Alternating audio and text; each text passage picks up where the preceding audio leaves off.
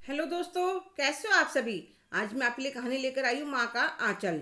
आज दमयंती जी अपने कमरे में बार बार चक्कर काट रही थी। वह बहुत बेचैन हो रही थी अपनी नातिन रूही के लिए। वह 3 महीने की जो उनकी बेटी का हंसता खेलता परिवार था। नमिता और राजीव की लव मैरिज से दोनों आपस में बहुत प्यार करते थे। एक दूसरे से शादी के 3 साल बाद नमिता माँ बनने वाली थी। सब सही चल रहा था, सब इंतजार कर रहे थे कब शुभ घड़ी आएगी और बच्चे की किलकारियाँ सुनने को मिलेंगी। एक दिन नमिता का चाय पीने का मन कर रहा था। उस दिन सासू माँ को किसी जरूरी काम से 1 घंटे के लिए घर से बाहर जाना पड़ा। नहीं तो वे इस समय अपनी बहू को अकेला छोड़कर कहीं नहीं जाती थी। राजीव ऑफिस गया था, उसके पापा अपने दुकान पर। नमिता ने सोचा चाय बनाकर पीनी है, मैं बनाकर पी लेती हूँ। वह चाय बनाने गई। पता नहीं कैसे उसका पैर फिसल गया और वह पेट के बल गिर पड़ी। इतनी देर में उसकी सासू माँ दरवाज़ा खोलकर अंदर आ गई। वे एक चाबी अपने साथ लेकर गई थी कि बहू सो रही होगी तो उसे परेशान नहीं होना पड़ेगा। जैसे ही उन्होंने दरवाज़ा खोला, बहू के चिल्लाने की आवाज़ सुनी। वह दौड़कर अंदर भाग बहू को नीचे पड़ा देखकर जल्दी से राजीव के पास फ़ोन कर उसे उठाने की कोशिश करी। पर वे अकेली उठा नहीं पा रही थी। इतने में पड़ोस से आवाज़ सुनकर 1-2 पड़ोसन भी आ जाती हैं। सासू माँ उनकी मदद से जल्दी से बहू को लेकर अस्पताल पहुंच जाती है और राजीव को फ़ोन कर देती है। वह भी सीधा वहीं पहुंच जाता है। डॉक्टर के बहुत कोशिश करने पर भी वे नमिता को नहीं बचा पाए। बच्ची को देखकर कलेजा फट रहा था। पैदा होते ही बेचारी बिन माँ की हो गई। 1 महीने तक मैं ही अपने होश में नहीं थी। बेटी के जाने का दुख मैं डूबी हुई थी। मेरे पति ने मुझे बहुत मुश्किल से संभाल रखा था। बस अब राजीव के मम्मी पापा उसकी दूसरी शादी करना चाहते हैं। कहने लगे पूरी ज़िंदगी पड़ी है, छोटी बच्ची है, अकेले कैसे रहेगा। राजीव शादी करने के लिए तैयार नहीं था कि पता नहीं आने वाली बच्ची को संभालेगी या नहीं। सुतेली माँ के नाम से दमयंती जी का कलेजा था। उन्हें कुछ समझ नहीं आ रहा था वह क्या कर सकती हैं। इतनी देर में पूजा उनके लिए खाना लेकर आ जाती है। पूजा मेरे पति के चचेरे भाई की बेटी है। पूजा और उसकी छोटी बहन स्वीटी और उसके पापा हमारे ही घर में ऊपर छत पर रहते हैं। बहुत गरीब है बेचारे, इसलिए उनके भाई ने यहाँ पर बुला लिया था। वह मेरे पति के साथ दुकान पर हेल्प करवा देते थे और पूजा घर में मेरे साथ। स्वीटी पढ़ाई करने लग रही थी। बहुत ही प्यारी बच्ची थी।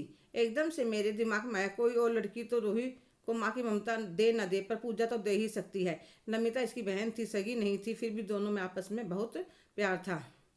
पर कैसे कहूँ बेगानी बच्ची से, इसके भी तो अपने सपने होंगे। पर क्या करूँ, मुझे भी रूही की चिंता हो रही थी, उसके भी भविष्य का सवाल था। तो पूजा कहने लगी, ताई जी आप क्या सोच रहे हो। कुछ नहीं, रूही के बारे में सोच रही हूँ। राजीव के घर वाले उसकी दूसरी शादी करने के लिए कह रहे हैं। जो आएगी पता नहीं कैसा स्वभाव होगा, रूही को अपना पाएगी या नहीं। क्यों नहीं प्यार करेगी ताई जी। जब उसे पहले पता हुआ कि राजीव जी की एक बच्ची और इतना अच्छा परिवार है तो वह क्यों परेशान करेगी छोटी बच्ची को। पूजा, एक बात कहूँ तुमसे। हाँ कहिए ना ताई जी। क्या तुम मेरी रूही की माँ बनोगी। मैं, ताई जी। पूजा बेटा, मैं सिर्फ तुमसे पूछ रही हूँ, कोई ज़बरदस्ती नहीं है।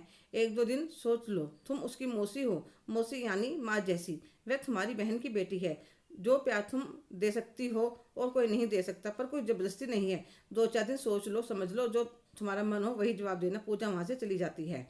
अगले दिन सुबह राजीव 1 हफ्ते के लिए रूही को दमयंती जी के पास छोड़ जाता है। मम्मी जी, मम्मी के बुखार हुआ है, कहीं रूही के भी ना हो जाए, इसलिए आप 2-4 दिन इसको संभाल लीजिए।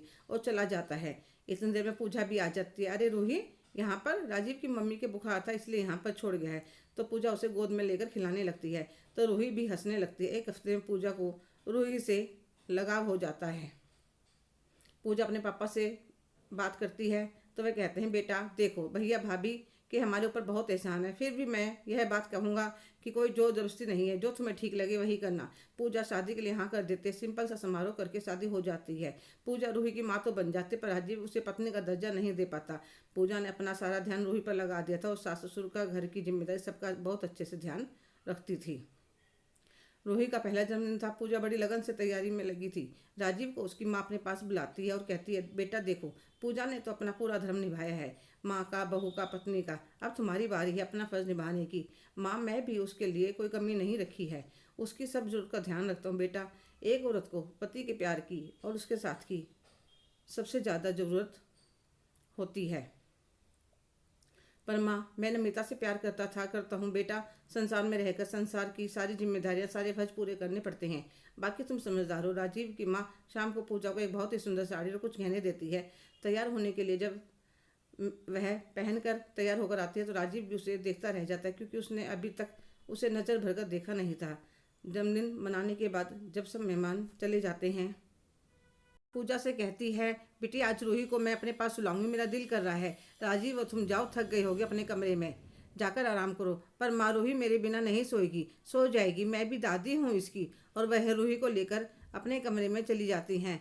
राजीव और पूजा अपने कमरे में आ जाते हैं तो राजीव कहता है, पूजा तुम मुझसे नाराज हो? नहीं राजीव जी, मुझे पता है आप नमिता दीदी से बहुत प्यार करते थे और मैंने यह शादी सिर्फ रूही के लिए करी थी, पर अब हम पति पत्नी हैं पूजा, और मैं तुम्हें दुनिया की सारी खुशियाँ सुख देना चाहता हूँ।